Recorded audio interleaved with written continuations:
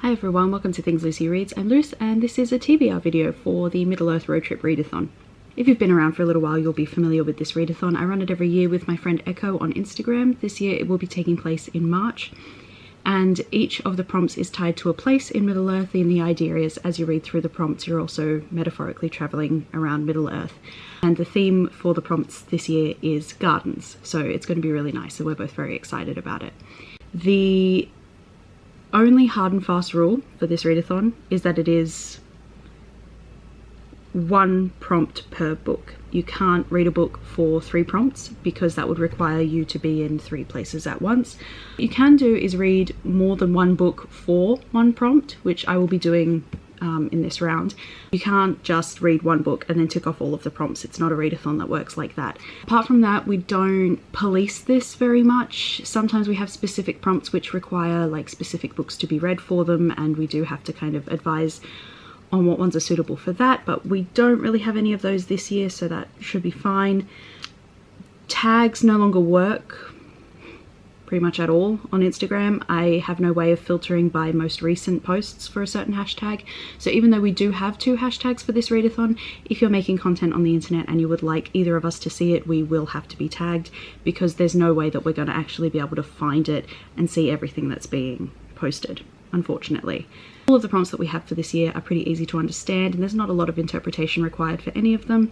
Even though they do specify a book, you don't have to read a book. It can be an article or a piece of fan fiction or a webtoon or some flash fiction or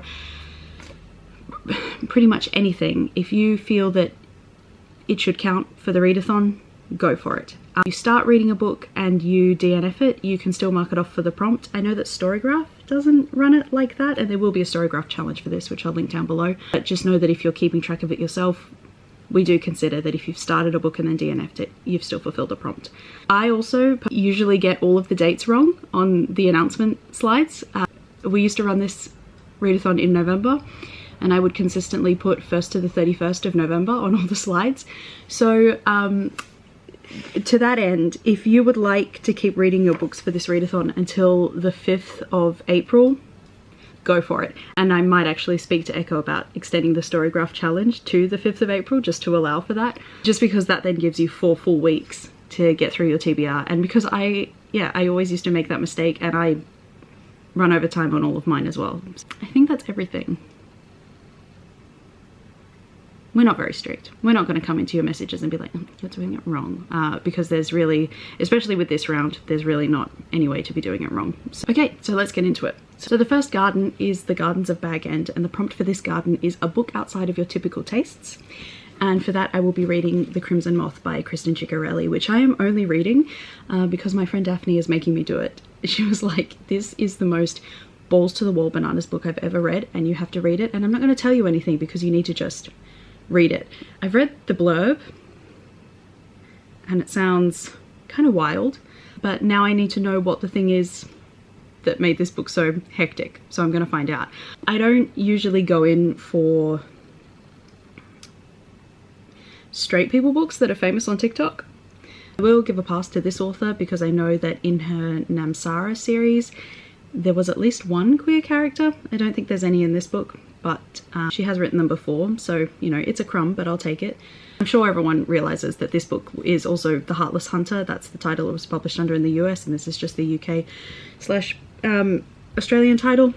So yeah, hopefully it is a fun time, and the fact that they're all straight doesn't make it too hard to get through.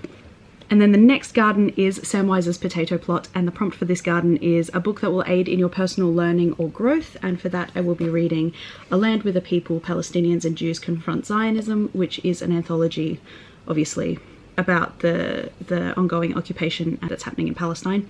How certain ideologies are promoted in the media, specifically, well, I mean, this subtitle kind of reflects it, that this is somehow a conflict between Palestinians and Jewish people, as if there are no Jewish Palestinians, which is factually incorrect. There are. But yeah, I have read a few in this already, and hopefully we'll be able to get through the rest for this readathon as well.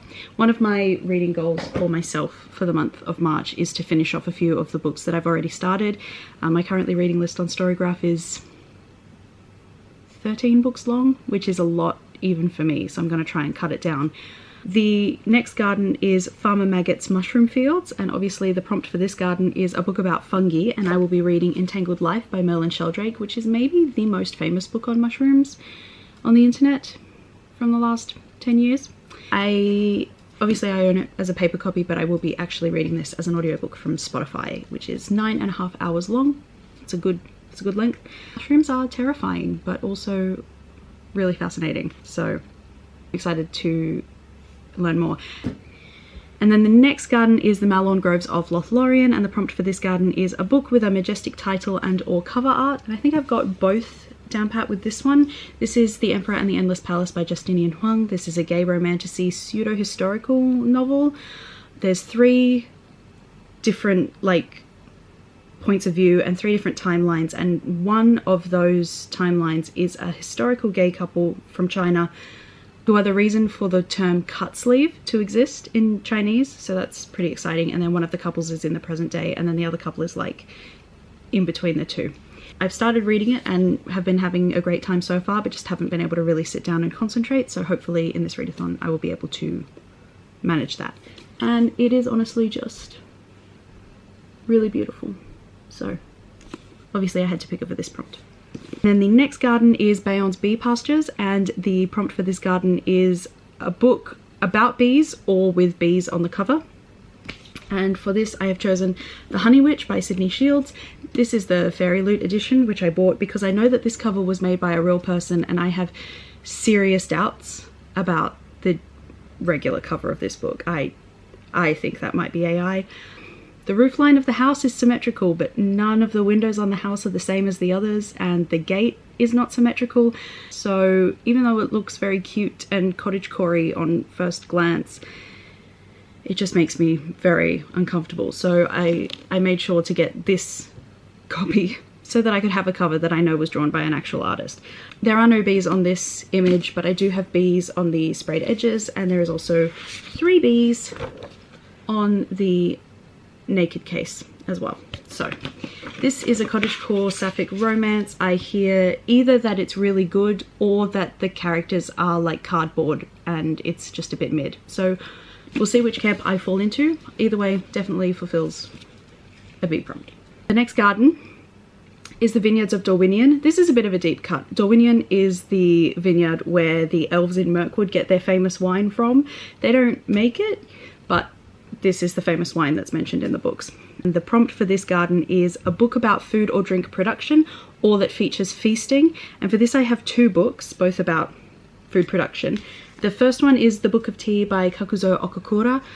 One of my other reading goals for this year generally is to get through my collection of Penguin Little Black Classics. I've got about 15 of them, so if I can read 1 a month, that will obviously take out a large chunk of them. The back of this book says that this is a 1906 guide to the beauty of the tea ceremony. It's both a paean to the art of simplicity and a wry critique of the West's view of Japan. So that sounds like a good time all around. And then the other book that I have for this prompt is a book that I got from my best friend for Christmas. It's called Tasty, A History of Yummy Experiments by Victoria Grace Elliott. And this is a graphic novel just about all the delicious foods we ended up with by accident, I guess. The art style is super cute. See? I added this one on specifically so I could give my brain a little break because I've got a lot of quite dense novels on this list, and I wanted to have something. Not that graphic novels are less challenging, they're actually more challenging for your brain than books with just words, but you know, it feels easier, even though it probably physiologically isn't. And the next garden is not so much a garden, more of an action, and it is Wild Harvesting Athelas with Aragorn, and the prompt for this one is an eco-fiction book, and so for that I will be reading Parable of the Sower by Octavia Butler. I started reading this last year and I was reading it in real time because it begins in 2024, and I did plan to continue on with that, but the problem is that it actually extends all the way into 2027, so it would take me 3 years to read it if I really was going to read it in real time, and I want to read it, so I'm just going to do that. And then the next book is the last of the actual prompts, and then we've just got the bonus prompt to go. And the last actual prompt is The Two Trees of Valinor, and the prompt for this garden is read the second book in a series that you've started, and for that I will be finishing reading The Perks of Loving a Wallflower by Erica Ridley, which is a sapphic Regency romance featuring a main character who is really good at disguises and spends a significant amount of time dressed up as other people, some of them men. She and her siblings are all adopted, and it's a bit of a scandal, and so they can't officially inherit anything from their adoptive father, even though they have. So there's this fictional character of a legitimate titled older brother who Tommy pretends to be in public for the purposes of courting this girl that she likes, and it's been a really fun time so far, and I've been enjoying it a lot, but I just haven't picked it back up, so hopefully I'll be able to finish this off. My only complaint is that this blonde character, that's Philippa, she's not skinny.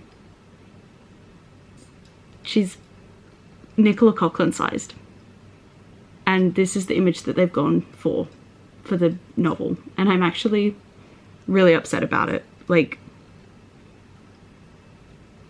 there's no need for this. Think of what we could have had. Not this. I'm not surprised. I'm just disappointed. The last prompt is the bonus prompt. So yeah, I decided to refer to the bonus prompt as a rest stop, which means that you can slot it in at any point in the readathon.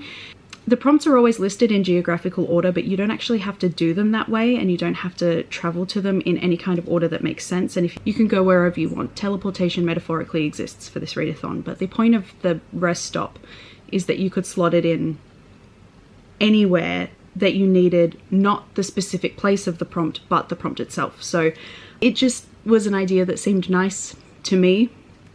And this is really just me thinking too hard, because it didn't have to be like this at all, and any prompt can be done in any order, and you could have done the bonus prompt wherever you wanted anyway, but I just decided to make it more complicated for myself. Anyway, the garden is Elrond's apothecary garden, and the prompt for this garden is to reread a comfort book. So I will be rereading Light from Uncommon Stars by Raika Aoki, which I have also been reading in real time, because this is split up into month sections. It begins in 1 February and ends the following February. I'm not going to be waiting until next February to finish it. I will be finishing it in November, which is like the last part before the next year in the book. So but also, because I am reading this in real time, I will not be reading the whole book. I will just be reading the 30-page section for March, which means that Storygraph isn't going to mark this book off as read for this readathon, but it is what it is. I'll know that I'll have read it and I'll have marked it off in my journal, which is what counts. So if you want to also only read part of a book, or like 2 chapters, or just something to give your brain a little break from whatever else you're reading, feel free to do that and it will count. Can't tell you not to do something that I'm doing myself, but also we would have allowed it anyway. So those are all the books that I will be reading for this readathon. If you're hoping to join us, please let me know down below. I will put a link to all of the relevant things in the description box. So I hope to see you with us on this road trip. It's going to be a lot of fun. All right, that's all I have for this video, and I will see you in my next one. Bye bye.